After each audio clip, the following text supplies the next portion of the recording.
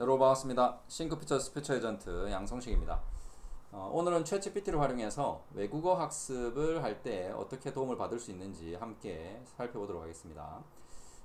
자, 일단 뭐 챗GPT는 뭐 당연히 인간의 자연어, 그러니까 인간의 언어를 잘 이해하는 그 AI 챗봇 서비스니까요. 뭐 영어도 잘하고, 그리고 한글도 어느 정도 하고, 그리고 또 일본어나 중국어나 뭐 다른 나라 언어들도 어느 정도 한다고 이렇게 생각하시면 됩니다.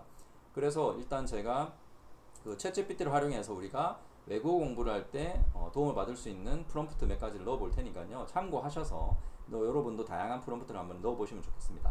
자, 먼저 이런 걸 한번 해보겠습니다.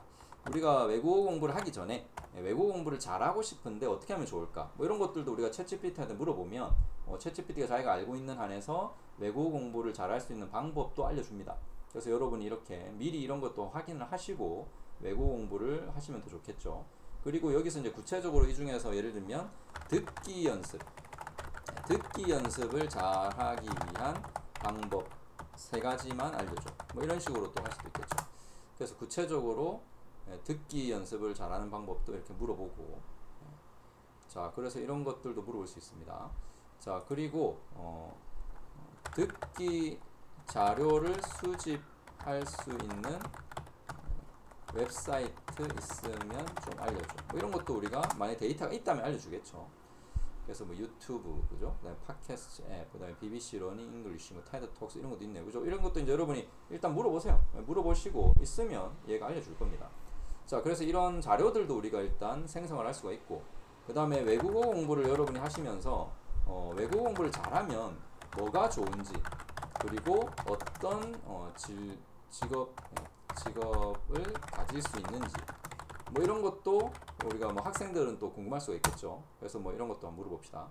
그리고 이제 동기부여를 또 해주기 위해서 우리 부모님들도 학부모님들도 이런 것들을 아이들에게 또 알려주면 도움이 될 수도 있어요. 외국 공부를, 왜냐하면 아이들은 아직 왜 해야 되는지 잘 모르는 애들도 있으니까요.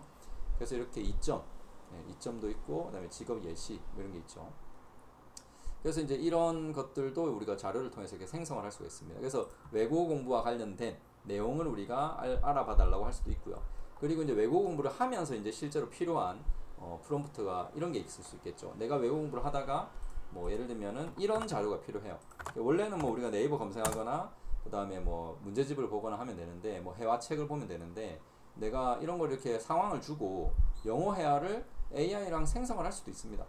그래서 이제 어떤 상황을 주든 얘는 만들어 주니까요. 그래서 이런 상황에 맞는 영어 회화 대화 좀 만들어줘. 그럼 이렇게 자기가 생성을 해줘요. 그럼 이걸 가지고 연습을 하면 되겠죠. 그래서 연습을 하면 또 여러분이 또 도움이 될 거고, 그 다음에 이런 것도 되겠죠. 제가 일본 뭐 예를 들면 거래처 손님이랑 전화 통화로 이제 뭔가를 해야 되는데, 미팅 일정을 잡아야 되는데 제가 해본 적이 없어요. 그래서 이제 처음 하니까 두려우니까 연습을 좀 해야 되겠죠. 그러면 이렇게 일본어로 할 수 있는 뭐 대화도 이렇게 만들어서 내가 미리 연습을 좀 하고 하면은 덜 이제 떨리겠죠. 그래서 이런 것들도 충분히 도움을 받을 수가 있습니다. 그래서 여러분이 그 외국어와 관련돼서 뭔가 내가 어떤 새로운 상황에 맞춰서 연습을 하고 싶을 때 이런 식으로 생성을 할 수가 있다는 거. 자, 그리고 예를 들면 뭐 이런 것도 돼요. 청소년들 같은 경우는 공부를 하다가 내가 수동태 공부를 하는데 문제집의 문제를 다 풀었는데 또 다른 문제를 풀고 싶어요. 그런데 뭐 계속 여러분이 문제집을 사는 건 비용이 많이 드니까 이렇게 문제를 계속 생성을 해서 만들 수 있습니다. 그래서 100개를 만들려면 100개를 만들 수도 있고요. 그래서 반복 학습이 가능하죠. 그리고 뭐 정답과 뭐 해설도 알려줘 하면은 얘가 알려줄 거고요. 자, 이렇게 알려주죠.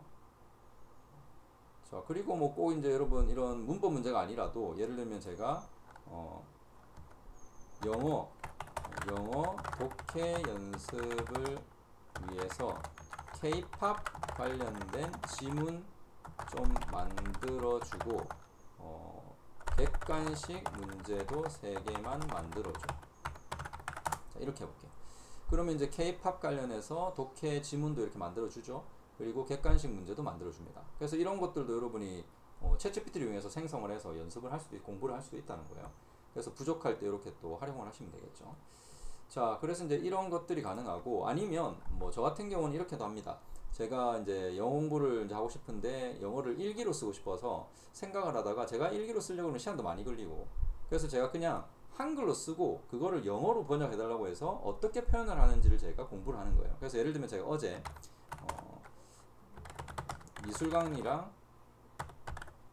박물관을 다녀왔거든요.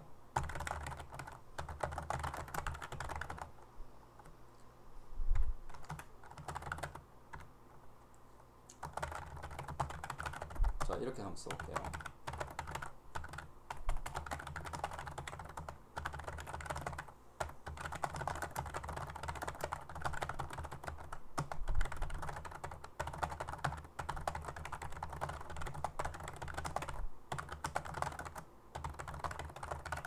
자, 이렇게 해보겠습니다. 그러면 이거를 제가 영어로 번역해서 작성해서 하면 여러분이 이제 영어로 표현된 걸 보면서 아 이런 건 이렇게 표현하는구나 라는 걸 우리가 공부를 할 수 있잖아요.